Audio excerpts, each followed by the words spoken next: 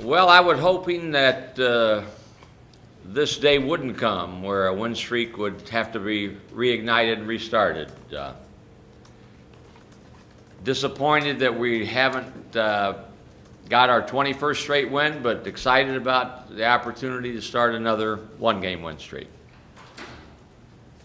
Not to dwell too much on the past, but at Wyoming, the better team won that day. We made a valiant fight to come back at the end, but the better team in that moment won. Disappointed we didn't play better, but we didn't. And I think everybody was involved. I told our players after the game, the first thing I told them is, number one, we've never been a program where we've allowed Wyoming to beat us twice. So we can't have residual when we come back to play our next game. Number two was, our first key to success was limit layups and dunks, and we did a very poor job of that, and everyone was involved, including the coaches. I thought that after the fact we had too many options that we went through. We're going to do this, and then we changed it, we're going to do that. And pretty soon it was paralysis by analysis. We were trying to think too much rather than playing. But I will also say Wyoming played very well. They're a very good team. They've had a lot of close games, and they beat us. No shame in getting beat. I'm disappointed we didn't play better. But we've got now a good Air Force team coming in tomorrow to look forward to. They're playing with a bit of desperation. They won their last game, but they had lost 4 or 5 or 6 prior to that. But they're good. We had a close game with them at their place. There were more points scored than most folks thought there would be, 79 to 72. So again, we've got to do a better job guarding. We've got to guard better. And this is a team that's hard to guard. So our challenge will be to come out and say, okay, what are our top 3 keys to success, and follow them and be successful with them. It's always good to be back home in front of our home crowd. We're in pretty good shape physically, and I would expect to play well and be successful. Anything for me? Steve, you've been very successful in the last 5 years in particular in coming off of losses and coming back with wins.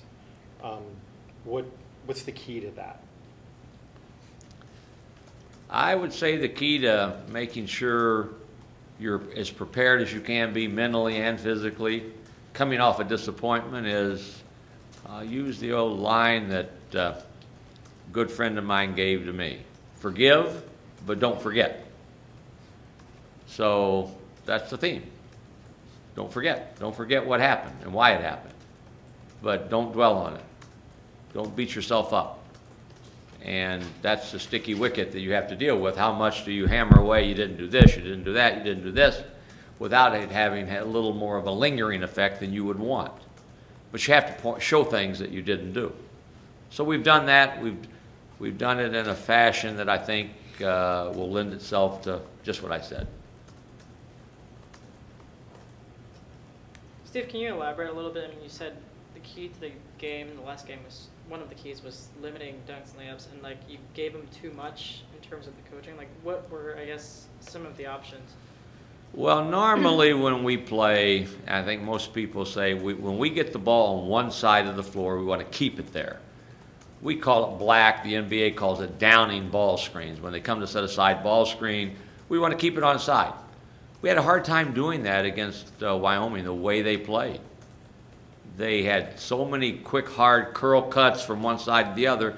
We thought we could do it, but we couldn't. So then we go to alternate plan. We say, okay, now we're going to switch.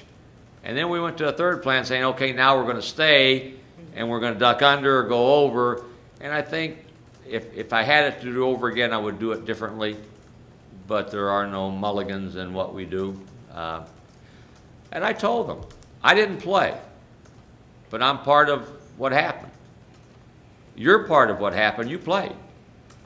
We always preach fix it. When you're out there, fix it.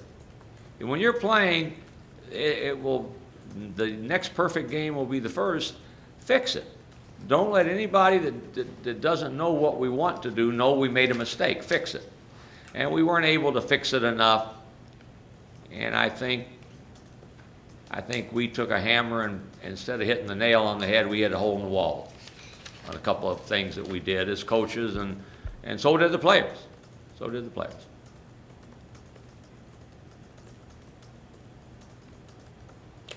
Scoggins had a really good game against you last time, 29, I think. What did you see from him that you have to do? Do you think you have to do differently against him than you did the first time? Coggins was sensational against us. He's been pretty good against everybody, but he had 29 against us, 11 for 18 from the field, and he made some big-time shots. He's a good player. He's a very good player. He missed 3 games for them and just came back and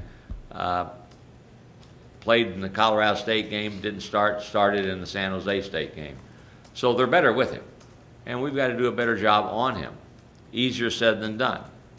With Air Force's movement and the way they play, he gets opportunities a lot of different ways, but we have to do a better job defending him. We can't allow anybody to get 29 points on us, and if they do, they have to take 100 shots, and he was 11 for 18 from the field.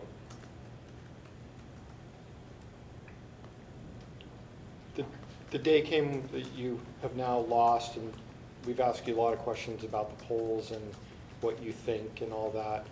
What would you expect now come Monday with the polls? Well, I expect to win on Saturday, and then we'll see what Monday brings us. I don't have a clue what Monday morning will bring in terms of the polls. It will be interesting to take a look and see if we win, how many spots we would drop. Mike May told me that they had some type of writer's mock selection, and that we were the second, third seed. I don't know if that's accurate. I believe he said second, third seed, which would make us 10. So will we fall from 5 to 10? I don't know. I know that if Villanova wins on Saturday at Creighton, I think they play at Creighton, they'll for sure move ahead of us. But to be honest, I don't even know who else is where and who's done what. Sure. I just know that we've got to start a win streak. If we do that, not unlike other opportunities, we may drop, but we won't drop so far that we'll say unfair. And if we do, we just have to say, okay, let's start another long win streak and see what that means in terms of how much could we pop back up. Coach, is it easier to get the players' attention in practice when you're giving lessons after a loss like that? I mean, do you have their attention even more maybe when you're teaching? I don't know, Jay. I think that this group of kids, if you've watched us practice, they've been good. They've been receptive, responsive, and come out responsible in terms of how they practice. And I've said this before, when we're nobody watching but us and the players, we're tough on them in the locker room after wins. And we harp on all the things we didn't do and grind them a little bit. And sometimes it's easier to grind on a guy when you've won than when you've lost, so that's a delicate balance you have to have. I think we've had their attention all the time. We had it yesterday. We didn't practice Wednesday. We had it yesterday. But we had it Monday before we left for Wyoming, too. Coach, you've got another Naismith nominee here, and Xavier would say about the development of the program when you can go this the third and last 4 years to have just that continuing row of guys who the whole country appreciates. When you win, everybody benefits. When you win, I tell the players, everybody's boat rises, including the coaches and the players. And when you win, you have an opportunity to be recognized. And most people say, yeah, he's got good stats, but look at the team. Their team's just average at best. When you've won as much as we've won, now there's that opportunity to say they're winning again let's take a close look at why they're winning, and when you do, you see guys that are so instrumental in what we're doing. And Xavier Thames, it doesn't take anyone too long to watch us play to say, boy, he's really good. And he's so productive at both ends of the floor for his team. So I'm happy for X that he's getting recognition. That usually means your team is pretty good also.